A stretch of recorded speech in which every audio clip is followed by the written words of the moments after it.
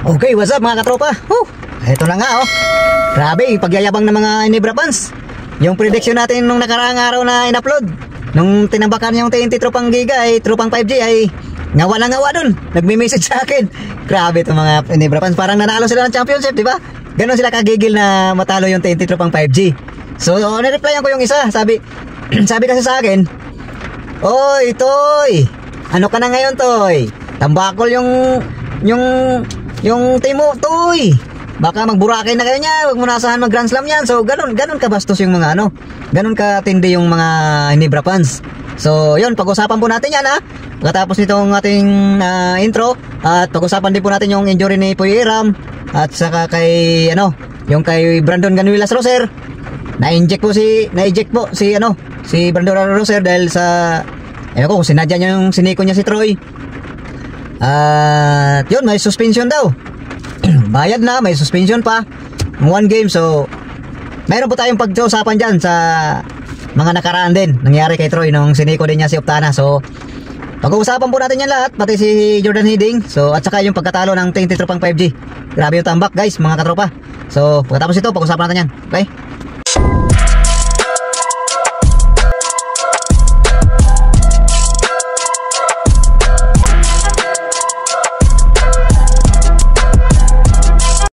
Okay, what's up mga katropa? Magandang gabi ay magandang araw sa ating lahat. At kumusta po tayong lahat? Alam kong maraming nadismaya po dito sa mga TNT fans, mga TNT tropang 5G fans. Yan. Alam kong dismayado po kayo sa result ng game ng TNT kagabi, nung nakarang araw. Alam kong dismayado kayo mga katropa. So, ganun talaga po. Mayroon po talagang laro na pangit. May laro po tayo talagang na maganda. So, ganito po kasi yan dahil kaya po natambakan po ng TNT tropang 5G kasi nagulat po sila sa Ginebra kasi ang Ginebra ang taas po ng energy, ang taas po ng intensity. Talo po sila dun sa hustle. Yan.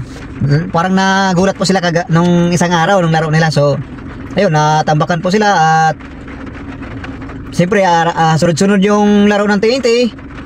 At saka yung Ginebra ay talagang napaghandaan nila ang TNT tropang 5G kasi isang linggong nakapagpahinga ang Barangay Ginebra Tapos ang TNT ay sunod-sunod po yung laban nila. So talagang napaghandaan po sila ng gusto. So ito nga po sayang lang po si Brandon Ganuelas Roser ay sa first quarter lang po ay na-inject po siya. Dahil sa kadahilanan po ay nasiko po niya si Troy sa panga. Sa panga ba yun o sa leeg? So, ayun, if2 agad ang hatol sa kanya at na out of the game po siya kagad.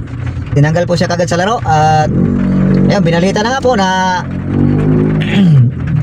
may multa pa si Brandon Ganuelas Roser at saka may one game suspension.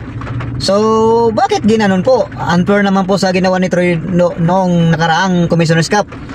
Kung naalala nyo mga katropa, yung nasiko din niya ni Troy si Optana sa leeg po yun. Ginanyan po ni Troy sa leeg. So bakit si Troy ay hindi po na-inject sa laro at hindi po na one flagrant foul lang ang tinawag kay Troy at saka walang suspension na isang game? O bakit? Nasaan ang doon? Pareho lang naniko sila So talagang may pinapaboran tong PBA. So sunod po natin pag-usapan dyan yung mga Barangay Ginebra fans nung natalo ang TNT. Grabe, tuwang-tuwa mga Kurimaw po sila natuwang-tuwa sila na nanalo sila. Parang nag-champion po sila tuwang-tuwa sila na natalo nila ang TNT tropang 5G. Ganun po sila kagigil na manalo sa TNT tropang 5G. So ayun nga po, di ba, naaalala nyo nag-upload tayo ng prediction bago maglaban. Nung natambakan na ng TNT, nung natalo, grabe, daming pumasok na mga Ginebra fans doon. Nag-message sa akin. Nag-comments doon sa video natin, sa mga katropa. So grabe. Sabi nung isa, "Oh boy, ano ka na, Otoy? Wag mo nang asahan na mag-Grand Slam yung TNT tayo mo, Otoy. Alam mo naman, tambakol to, Otoy. Grabe, tambak. Kaya wag ka nang umasa, Otoy. Mamali-mali naman yung yung ko daw, prediction."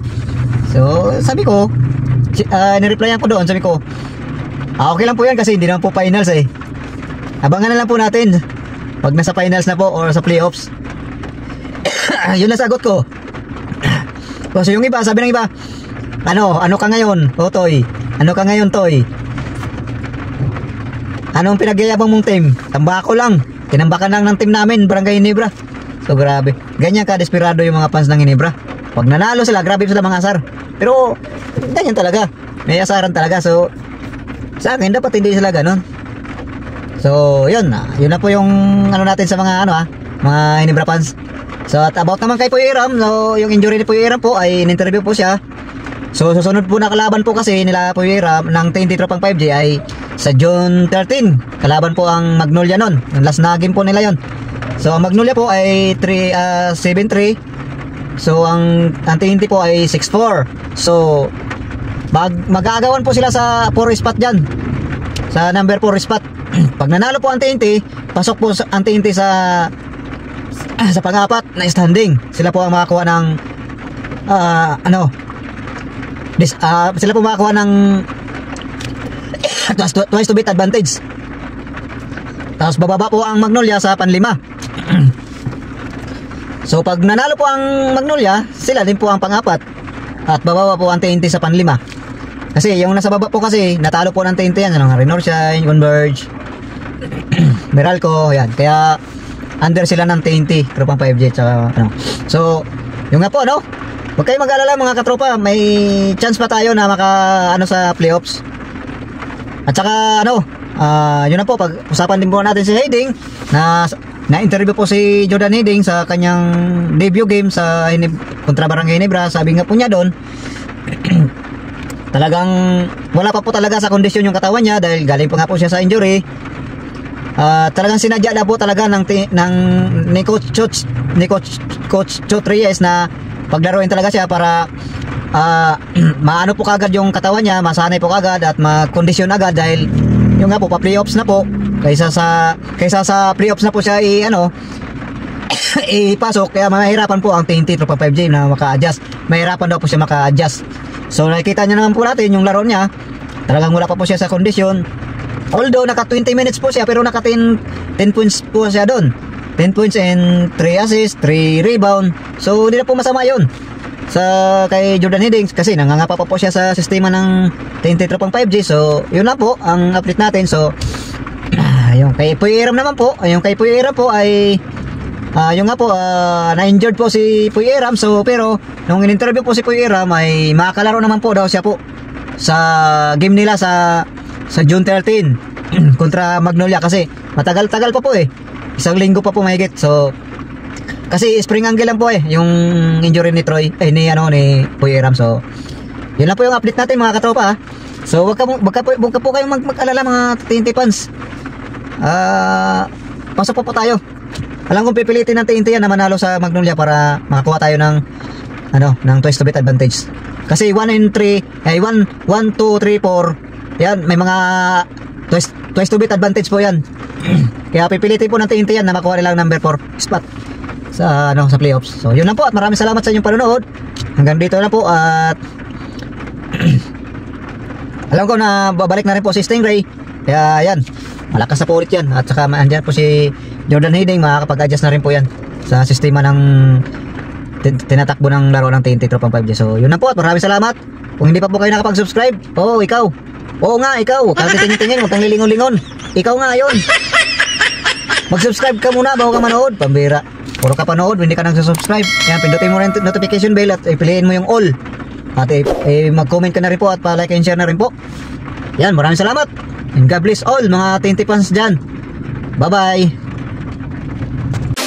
Rinan Batak binigay kay Optada. Tumira ng 3. Boom! Narar Pugoy, may hawak ng bola. Pinantayan ninyo sa tumira ng 4-4. Bang! Grabe! Pasabit pa doon. Woo!